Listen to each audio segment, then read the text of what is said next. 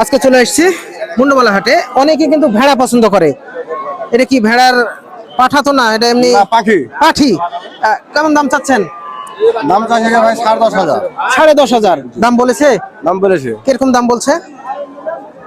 7,500, 8,000। 7,500, 8,000। এই পাঠির মাংস কতটুকু হবে? এটার মাংস 14 কেজি। 14 কেজি।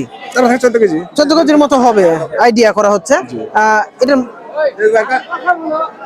এটা কি কুরবানি দেওয়া যাবে? হ্যাঁ, কুরবান দেওয়া যাবে। পেটে বাচ্চা টাচ্চা নাই? না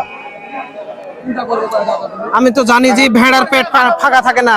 না, থাকে না কেন? থাকে। মানে যদি বাড়তে যে ফাড়া থাকে, হ্যাঁ, তাহলে কিন্তু পেট ফাঁকা থাকে না। থাকে না না। যে ভেড়ার মাংস খেতে কেমন বলেন তো? নরম। নরম, হ্যাঁ, ভালো লাগে। ভালো লাগে। যারা ভেড়ার মাংস পছন্দ করেন কিংবা খাননি এখনো, ভেড়ার মাংস একবার খেয়ে দেখতে পারেন।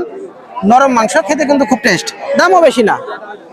এটার দাম বলছে মাত্র 8,500, 8,000, 7,000 এর মধ্যে কিন্তু আপনি ভেড়া কিনতে পারবেন।